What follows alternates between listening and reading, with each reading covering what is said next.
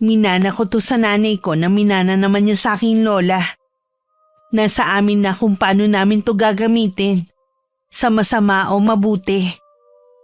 Palagay ko naman tama lang ang ginawa ko kina Aling Baby at Mona. Naging tahimik pa nga ang lugar namin. Dati nagkalat sa daan ng mga tsismosa. Ngayon wala nang makikita na kahit sino na nag-uusap sa tabing kalsada. Hindi ko na rin nakikita si Cora. Pero hindi ibig sabihin nun palalampasin ko na ang ginawa niya. Kumukuha lang ako ng tiyempo para maisagawa ang huling orasyon nang kausapin ako ni Mark. Gusto niyang lumipat na kami ng bahay. Nakausap ko yung kaibigan ko. May alam daw siya na malapit sa pinapasukan ni Phoebe. Sa 1 buwan daw mababakante na yun. Bakit naman biglaan yung desisyon mo? Hindi ko lang kasi gusto na nasa paligid lang natin si Cora. Baka may gawin siyang hindi maganda sa inyo ng anak natin. Lagi pa naman akong wala. Hindi naman ako natatakot sa kanya. Alam ko naman yun. Kaya lang, pinaghihinalaan ka niya na ikaw ang nagpakulam dun sa dalawa. Sinumbong ko nga siya kay Kuya Haji. Hanggang salita lang naman yun eh. Wala naman siyang ebidensya. Oo nga. Pero alam mo naman ng mga tao, basta chismis, pinagpepiestahan. Tingin ko kasi, hindi rin naman kayang kontrolin ng landlord natin ang babaeng yun. Kaya mabuti pang tayo na lang ang umalis. Alam mo bang tayo na lang ni Cora ang umuupa dito? Umalis na rin ang mga katabi natin dahil sa kanya. Kita mo na? Ilan na ba ang umalis? Pero si Cora, nandito pa rin. Kung yan ang desisyon mo, edi sige. Ikaw na lang din ang kumausap kay Kuya Haji. Sa day off ko, tignan na rin natin yung bahay na sinasabi ng kaibigan ko. Kahit sa labas lang. Ipasyal na rin natin si Phoebe. O sige. Huwag mong sabihin na nalulungkot ka dahil aalis na tayo rito. Hindi naman sa nalulungkot. Kaya lang napapagod na ako sa palipat-lipat natin. Ako rin naman eh. Pero ganito talaga kapag nangungupahan. Ayaw mo naman na umuwi na lang tayo sa atin. Mas marami kasing oportunidad dito kaysa sa probinsya natin. Napansin ko nitong mga nagdaang araw na si Aisha lang ang pumapasok sa eskwelahan at wala si Ram. Hindi naman ako nag-isip na baka may sakit ito. Dati kasi nabanggit ni Cora na tamad ang anak na pumasok. Hindi naman daw niya pinipilit kapag ayaw. Kaya ganun na lang ang gulat namin ni Mark. Nang dumaan sa tapat namin si Cora buhat ang anak habang umiiyak. Nagkatinginan pa kami ng asawa ko at sinundan pa nga niya ito ng tingin hanggang makalabas ng compound. Ano kaya nangyari? Baka naman may sakit si Ram. Kita mo naman ang katawan ng 2 bata, halos butot balat na lang. Sana naman hindi ganun kagrabe ang nangyari. Nakakaawa pa rin eh. Hayaan mo na lang sila. Hindi na natin problema yun. Nawalan ka na talaga ng amor kahit sa mga bata, no? Kilala mo naman ako kapag nagalit, diba? Wala akong pakialam kung nakakaawa pa ang bata. Ang nakikita ko ang walang yang si Cora. Tingin ko nga sa'yo, para kang tumanda sa lugar na to. Nagkaroon kasi ng kulubot ang noo mo eh. Nakakalimutan ko lang maglagay ng cream sa mukha. Ang dami ko kasing iniisip eh. Konting tiis na lang. Aalis na rin tayo dito. Nakausap mo na ba si Kuya Haji? Dumaan ako sa bahay niya. Walang tao eh. Sa ibang araw na lang siguro. Isara mo na nga yung pintuan para wala tayong nakikita na dumadaan. Pumasok din muna ako sa banyo at nanalamin. Tama nga si Mark. Nagkaroon ng kulubot ang noo ko. Hindi yun mahahalata sa unang tingin. Ganun ang nangyayari kapag nagsasagawa ako ng orasyon. Huling beses ko na rin naman yun gagawin. Ayoko naman makasanayan ng ganung gawain. Kasalanan pa rin naman yun sa Diyos. Pero ang hirap lang kasing pigilang gumante lalo na may kakayanan naman ako. Kinabukasan ng umaga, lumabas muna ako ng bahay para makasagap ng sariwang hangin. Nang makita kong lumabas din si Cora, tumalikod na ako para pumasok sa loob. Pero tinawag niya ako. Sandali lang naman, Dayan. Kamusta na ang anak mo? Kinakitaan siya ng bukol sa sikmura eh. Sabi ng doktor, kailangan daw operahan eh. Ganun ba? Kapag na-opera naman gagaling na naman ang anak mo. Ang problema kasi, kailangan namin siya ilipat. Wala kasing doktor doon na pwedeng mag-opera eh. E di ilipat ninyo. Ganun na nga lang ang gagawin namin. Umuwi nga lang ako para kumuha ng gamit namin mag-ina. Si Aisha nga, dinala ko muna sa nanay ko. Bahala na kung hindi na muna siya makakapasok. Ganun talaga ang buhay. Lahat ng tao may pinagdadaanan. Dayan, baka naman meron ka dyan kahit magkano. Pandagdag lang sa gastusin namin. Walang-wala talaga ako eh. Pasensya ka na. Pero kapag binigyan kita, ipagkakalat mo pang mayabang ako at kaya kong magbigay ng tulong. Kalimutan na sana natin na nangyari. Paano kung ayaw ko? Masyado naman palang matigas ang puso mo. Matigas talaga. Lalo na kapag dinamay ang anak ko. Hindi ko nakukuhang magpatawad. May anak ka din. Paano kung sa kanya mangyari ang nangyari kay Ram? Kung sa anak mo nangyari na pagsalitaan nyo ng hindi maganda, anong mararamdaman mo bilang ina? Oh, natahimik ka na naman. Patay naman na yung dalawa. Dapat kinakalimutan mo na mga nangyaring yun. Bakit ba kasi lumapit-lapit pa ako sa'yo eh? Ewan ko sa'yo. Nananahimik kasi ako dito basta ka lang lumapit at tinawag ako. Nagbabaka sakali lang naman ako kung makakahingi ako ng tulong eh. Kahit meron ako, hindi kita bibigyan. Sigurado naman ako, kung magkapalit tayo ng sitwasyon, hindi mo rin ako tutulungan. Tahimik lang na umalis si Cora dala ang may kalakihang bag. Hindi ko alam na narinig pala ni Mark ang mga sinabi ko sa babae. Napapailing na lang siya at saka lumapit sa akin. Sana binigyan mo kahit magkano yung tao. Kahit para sa bata lang. Sana ikaw ang nagbigay. Alam ko na masakit ang mga sinabi nila kay Phoebe. Pero dapat, kinakalimutan mo na yun. Alam mo palang masakit eh. Kahit kailan hindi ko siya mapapatawad. Kung hindi mo magagawang magpatawad, sarili mo lang ang pinahihirapan mo. Mabuti pa habulin mo siya at saka mo bigyan. Bakit ba lagi na lang mainit yung ulo mo? Lagi na lang nakakunot ang noo mo. Lagi ka rin nakaangil para bang kaaway mo ko. Pagod lang siguro ako. Hindi mo kailangan puwersahin ang sarili mo dito sa bahay. Magpahinga ka rin. Paano pa kaya kita niyan papayagang magtrabaho kung dito pa lang napapagod ka na? Siguro sa pag-iisip din to. Bakit ba kasi ang hirap makahanap ng lugar na tahimik at walang mga taong pahirap sa buhay? Kung hindi mo na kayang manatili dito, dun muna tayo sa bahay ng kapatid ko. Sila mag-asawa lang naman na nandun eh. Papalayo ka naman sa trabaho at si Phoebe sa pinapasukan. Pansamantala lang naman. Huwag na lang siguro. Ayoko kasing makaabala eh. Sabihin mo lang kapag nagbago ang isip mo, ha? Ilang araw lang umuwi na rin si Cora kasama ng anak at asawa. Hindi ko alam kung naoperahan ba ang anak niya. Habang tumatagal din, sumasama ang pakiramdam ko. Sumasabay pa ang panay parinig ni Cora. Marami kasing tao sa kanila. Dinadalaw ang anak niya.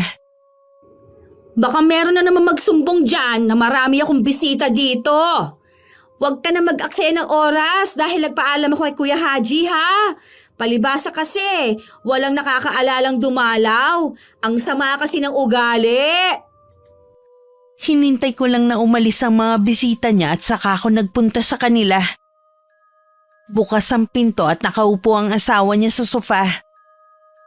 Pareho pa silang nagulat nang bigla akong sumulpot sa harapan ng pinto nila. Iparinig mo sa akin ngayon ang mga sinasabi mo. Ano bang sinasabi mo dyan? Kaya ka kinakarma dahil sa ugali mo. Ikaw ang kakarmahin dahil sa ginagawa mo. Bakit? Ano bang ginawa ko na ikinagagalit mo? Kasi nga, hindi ka marunong makisama. Kung ang pagpapautang ang basihan mo ng pakikisama, di bali nang hindi makisama. Ayokong maging katulad mo. Pwede ba? Umalis ka na lang. Huwag mo sirain ang araw namin. Samantalang ako gustong-gusto mong sirain. Dahil lang sa sobrang inggit, yan ang sisira sa'yo.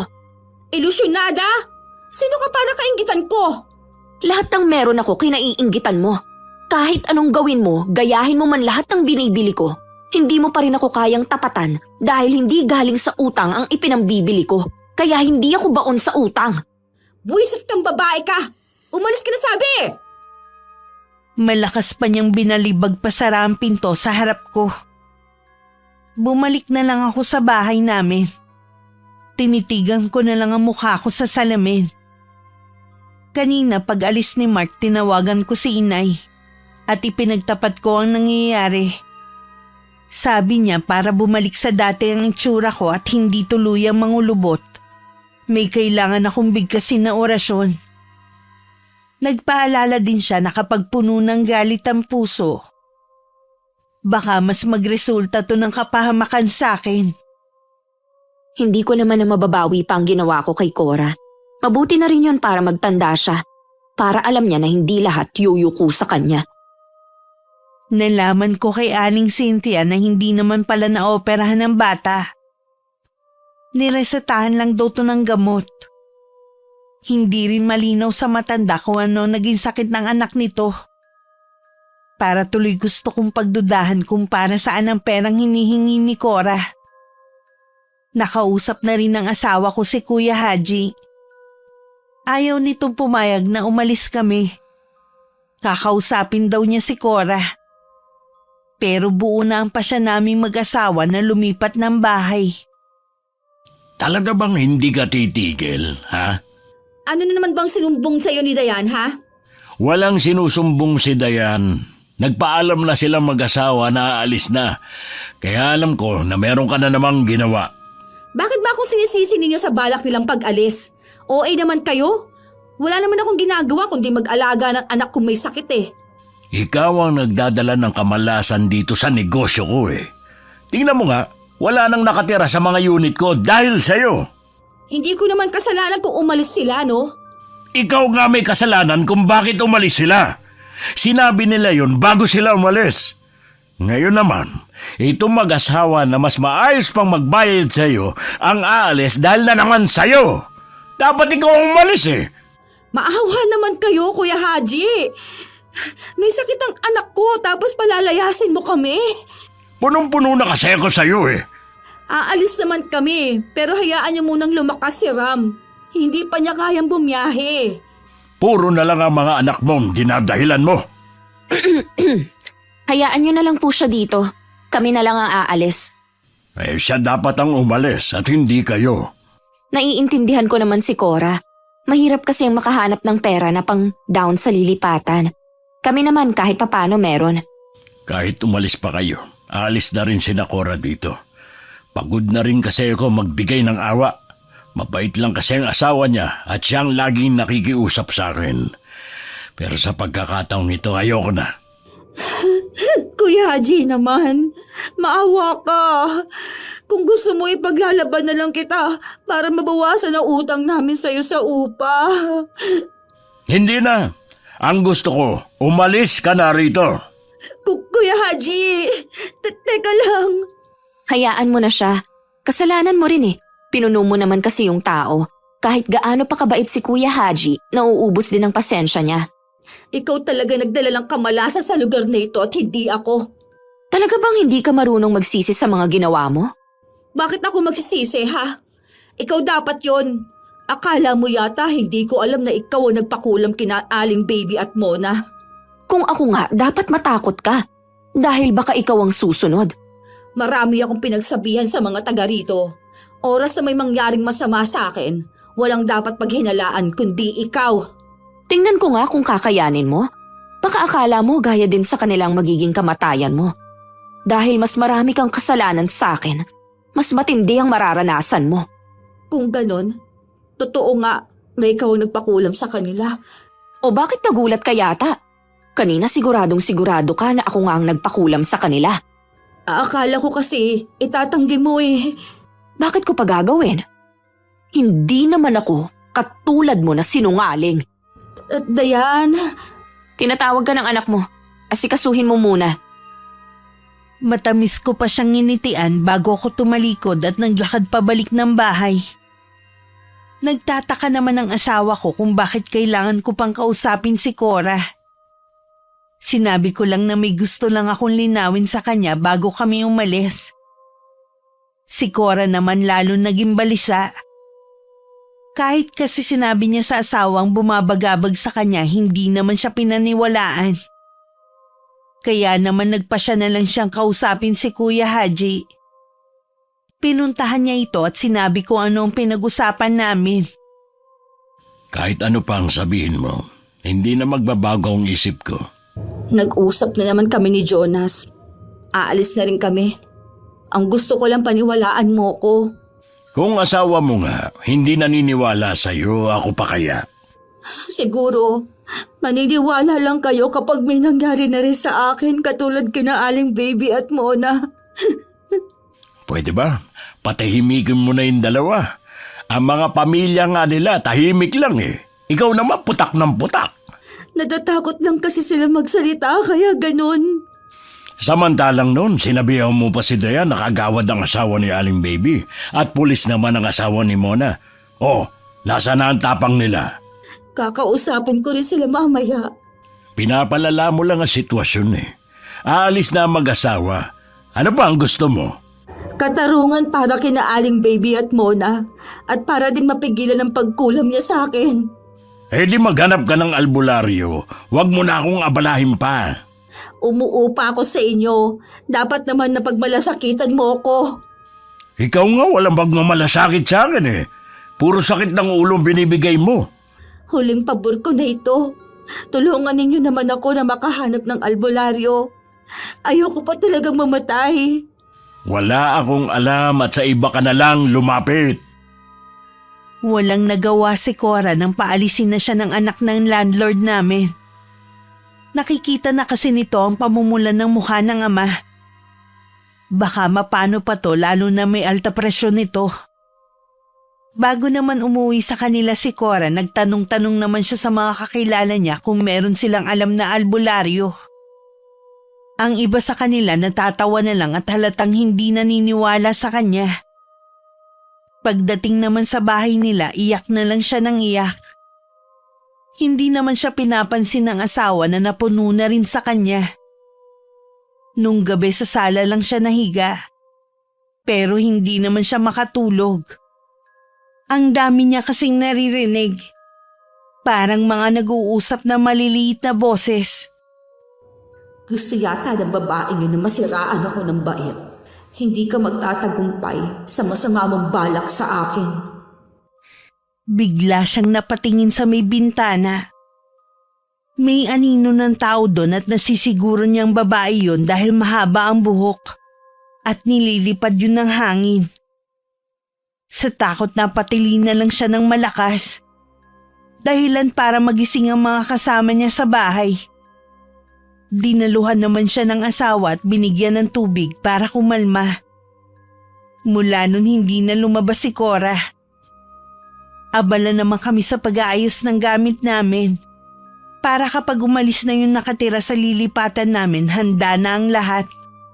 Nag-aayos ng basura ang asawa ko sa labas dahil kukunin yun mamayang gabi nang dumaan si Kuya Haji. Galing sa bahay ni Cora. Napagsabihan niyo na naman po ba si Cora?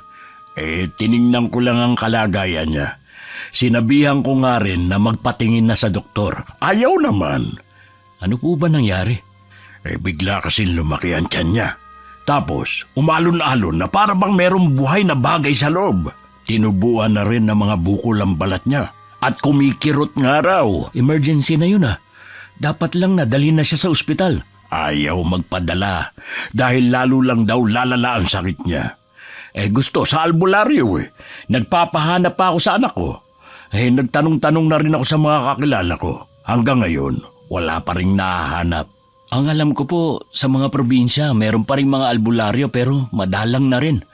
Ano po kaya ang sakit niya? Bakit sa albularyo pa siya magpapagamot? Naniniwala kasi siya na kinukulam siya. Kinukulam? Ewan ko ba kung bakit yun ang naiisip niya. Kung hindi po maipaliwanag ng mga doktor ang sakit niya, pwede nga sigurong kulam. Ang masaklap nga, kayo pa ang pinagbibintangan na gumawa nun sa kanya. Bakit naman kami? Mukha ba talaga kami mangkukulam ng asawa ko? Wala namang naniniwala sa kanya eh. Kahit ang asawa niya, sinasabi niya lang yun dahil sa matinding inggit sa asawa mo. Inamin kasi ni Jonas na ganyang buhay sa inyo ang pangarap ni Cora. Hindi kami maluwag sa buhay. Maayos lang po ang trabaho ko. Kaya kong ibigay ang pangangailangan ng mag-ina ko. Hindi rin maluho ang asawa ko. at hindi rin mahilig mangutang. Sa kagustuhan niya na makisabay sa mga nakikita niya, kasi hodang mabaon pa siya sa utang.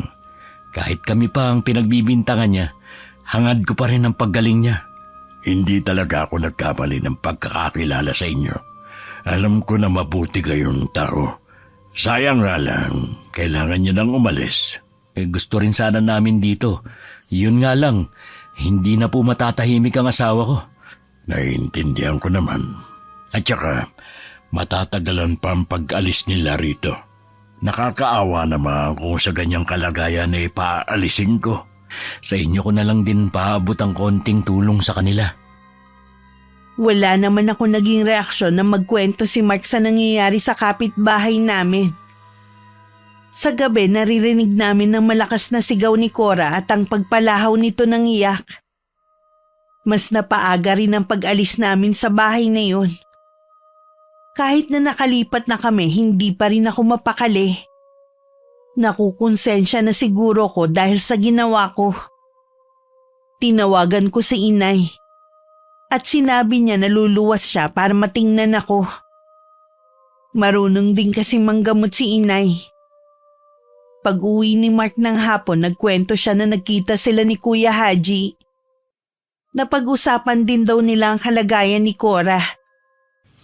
Nagpapasalamat nga raw siya at nakita niya ako. Malala na daw si Cora. Sa pilitan na nga raw siyang dinala sa doktor. Pero lalong lumala ang kondisyon niya. Parang gusto na nga daw niyang maniwala na kinukulam ito. Hanggang ngayon ba hindi pa rin sila nakakahanap ng albularyo? Hindi pa nga daw. Nawawalan na nga daw ng pag-asa ang pamilya niya. Nagpapaalam na nga daw at humihingi na ng tawad sa mga nagawa niya ng masama. Kung himala nga daw na makita tayo, ipinapaabot na lang niya ang paghingi ng tawad. Di ba ang inay ko ay marunong manggamot? Baka pwede niyang gamutin si Cora. Baka hindi na rin siya umabot. Sabi kasi ni Kuya Haji, hindi na nakakapagsalita o nakakarinig si Cora. Bulag na rin daw to. Malay natin umabot pa ang inay. Huwag tayong mawala ng pag-asa. O sige, tatawagan ko si Kuya Haji. Sana gumaling na siya para mabigyan pa siya ng pagkakataon na makapagbago. Masyado pang bata ang mga anak niya para mawalan ng ina. Yun nga rin ang iniisip ko eh. Nang dumating si inay at pamangking ko sa bahay, nasa trabaho pa ang asawa ko. Hindi ko na napigilan na umiyak sa kanya dahil sa ginawa ko. Nangako naman siya na gagawin lahat para gumaling si Cora. Nag-chat lang ako kay Mark na nandito na si inay. Pagdating, hindi pa man siya nakakapagpahinga, sinamahan na niya si inay kina Cora. Nagpaiwan na lang ako dahil walang mag-aasikaso kay Phoebe at sa pamangkin ko. Nagawa naman pagalingin ni inay si Cora. Kahit matagal na nung huli siyang nakapanggamot. Ginawa daw niya yon para sa akin para matahimik na ang kalooban ko. 1 linggo rin na malagi si inay sa amin. Bago sila umuwi sa probinsya namin. Sabi nga pala ni Kuya Haji, umalis na doon si Cora. Baka daw gusto natin bumalik sa paupahan niya. Mas okay na dito. Tahimik at malalayo ang kapitbahay. Tsaka ayoko na rin balikan ng mga masasamang alaala doon. Ayoko na rin umalis dito. Kahit hindi kasing bait ni Kuya Haji ang landlady natin. Oo nga. Sana magbago na si Cora. Baka sa susunod hindi na siya swertehin. Sigurado yun. Ang una niyang dapat alisin, yung pagiging inggitera niya. Wala talagang maidudulot yun na maganda. Magkakaroon lang siya ng kaaway. Pinayuhan ako ni inay na ilihim na lang sa asawa ko ang sekreto ng pamilya namin. Nasisiguro naman daw niyang natuto na rin ako na wag basta-basta gagamitin ang aking nalalaman sa karunungang itim. Sa ngayon lumipat na naman kami ng inuupahang bahay. Ganito siguro kapag walang sariling bahay. Palipat-lipat kung saan magustuhan. Hindi na rin natuloy ang plano ko na magtrabaho. Maliban sa pag-aasikaso ko sa aking pamilya, pakikinig na lang sa inyong channel ang pinagkakaabalahan ko. Labis ako nagpapasalamat sa may kapal. Dahil hindi niya ako inayaan na tuluyang maging masama. Kahit hanggang ngayon pinagsisisihan ko pa rin yun. Dahil sa bugso ng damdamin nakagawa ako ng malaking kasalanan. Wala talaga may dudulot ang paghihigante kundi pagsisisi din bandang huli. Salamat po sa pagbasa ng sulat ko, Miss Gwen. At mabuhay po ang inyong channel. Wakas.